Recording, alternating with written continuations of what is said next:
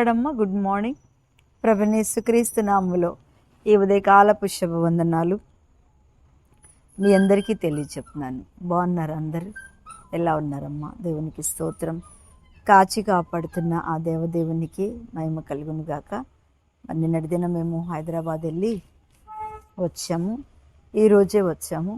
దేవుడు నిజంగా మాకంతట్లో కాపుదలిచ్చి మా ప్రయాణం అంతట్లో దేవుడు తోడుగా ఉండి క్షేమంగా నడిపించినందుకు స్తోత్రాలు. నేను కూడా అన్ని టెస్టులు చేయించుకొని వచ్చాను. దేవుని కృపను బట్టి అన్ని టెస్టులు కూడా మరి నార్మల్ వచ్చినాయి. అందుని బట్టి దేవునికి స్తోత్రం కలుగును గాక. కేవలం అది దేవుని కృపని నమ్ముచున్నాము.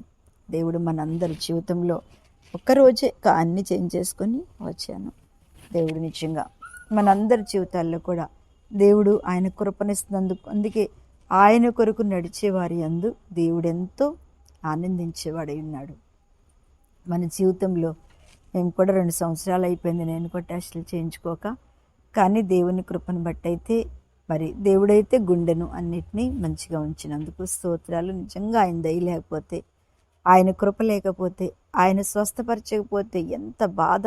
నిజంగా మేము ఆసుపత్రికి నేను వెళ్ళినప్పుడు చూస్తే ఎంతమంది పేషెంట్లు పాపం, రకరకాల అనారోగ్యాలు, రకరకాల బాధలు, పాపం రకరకాల టెస్టులు, రకరకాల ఎంత కష్టం అంటే నిజంగా వాళ్ళని చూస్తుంటే దేవుణ్ణి స్తుతించకుండా ఉండలేకపోయిన. ప్రభువా, మాకెంత మంచి ఆరోగ్యం ఇచ్చావు తండ్రి, మాకెంతటి దీవెనిచ్చావు ప్రభువా, మాకెంత స్వస్థత ఇచ్చావు ప్రభువా, మమ్మల్ని ఎంత సుఖంగా ఉంచావు తండ్రి. నిజంగా మాట్లాడిన నోరికి స్వస్థత, కన్నుకు స్వస్థత, అలా ప్రతి అవయవానికి స్వస్థత ఇస్తూ మన దేవుడు మనల్ని కాపాడుతుంటే నిజంగా మనం ఎంత అదృష్టవంతులమో చెప్పండి. మనం అదృష్టవంతులమేనా? దేవునికి స్తోత్రం. హల్లెలూయా.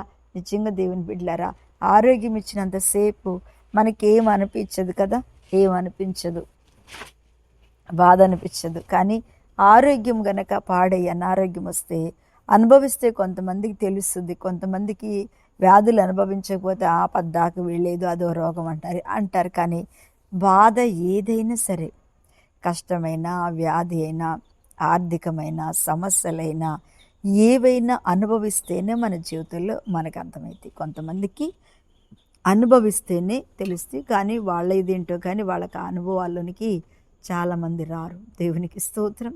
హల్లెలూయా. నిజంగా మనం వచ్చామంటే దేవుని కృప.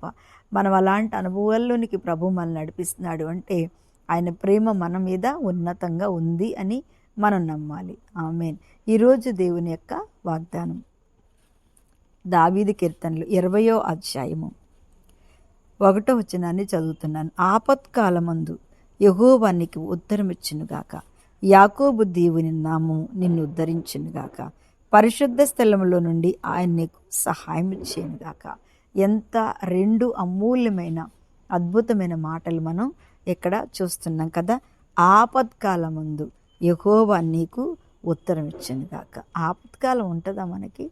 చెప్పండి. ఆరోగ్యంగా ఉన్నవారు, ఏదంతా సంతోషంగా డబ్బులున్న వాళ్ళు ఆపత్కాలం ఉంది అంటే వాళ్ళు అసలు నమ్ముతారా? నమ్మరు. ఎందుకంటే మాకు ఆపత్కాలాలు లేవు అనుకుంటారు కొంతమంది. కానీ ప్రతి ఒక్కరికి కూడా ఆపత్కాలము, కష్టకాలము, దుఃఖకాలము, నవ్వే కాలము, ఆరోగ్యంగా ఉండే కాలము, అనారోగ్యంగా ఉండే కాలము, ఎన్ని కాలాలు మనకు ఉన్నాయంటే ప్రతి కాలము అనుభవించిన వాడు చాలా చాలా ధన్యుడు కదండి. ప్రతి కాలము మనం ఏం చేయాలంట? అనుభవించాలి. అనుభవిస్తున్నప్పుడు మనం చాలా చాలా ధన్యులు. అందుకన్నాడు ఆయన ఆపత్కాలమందు యెహోవా నీకు ఉత్తరం ఇచ్చునుగాక. చాలామంది నాకు తెలిసినటువంటి మనుషులు ఆపదలో ఉన్నప్పుడు దేవుని సావుకులను ఒకలాగా వాడుకుంటారు.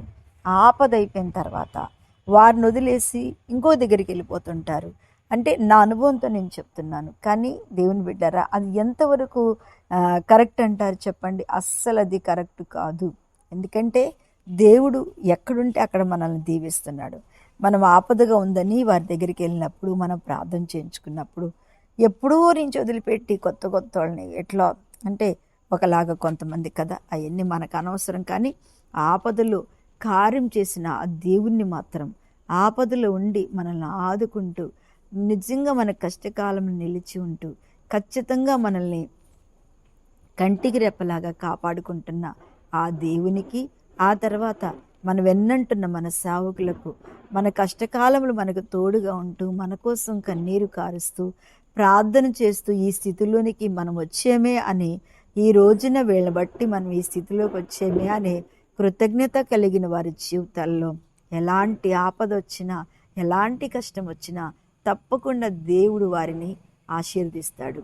తప్పకుండా వారిని దేవుడు ఏం చేస్తాడంటే దీవిస్తాడు. దేవుని బిడ్డలారా, ఎంత గొప్ప అద్భుతం కదా. నిజమే, ఆపదలో ఉన్నప్పుడు ఎన్ని కార్యాలు నీ జీవితంలో చేయలేదు.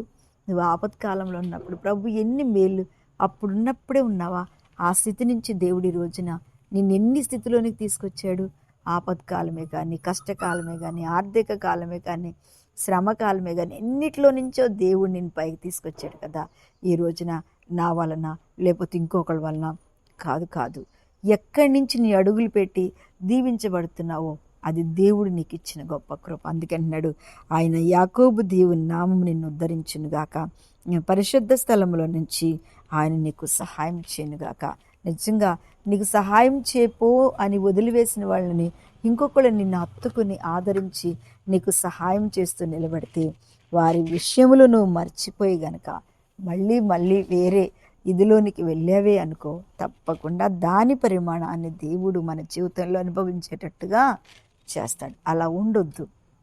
ఎన్ని ఆపదల నుంచి విడిపించిన ఆ దేవుడు నీతోనే నాతోనే మాట్లాడుతున్నాడు. ఎన్నో ఆపదల నుంచి ప్రభు మనల్ని చేపట్టుకుని కాచి కాపాడిన ఆ దేవదేవునికి గొప్ప అద్భుతమైన బిడ్డగా, విశ్వాసం కలిగిన బిడ్డగా, కృతజ్ఞతలు కలిగినటువంటి కుటుంబంగా మీరు నిలిచి ఉండండి. తప్పకుండా దేవుడు మిమ్మల్ని ఎంతగానో ఇంకా ఆశీర్వదిస్తాడు. కళ్ళు మూసుకొని ప్రార్థన చేస్తా. మహాపరిశుద్ధుడా, మహిమ కలిగిన తండ్రి, స్తోత్రాలు. వాక్యం వింటున్న ప్రతి బిడ్డను దీవించి ఆస్వాదించండి ప్రభు. స్తోత్రాలు అయ్యా.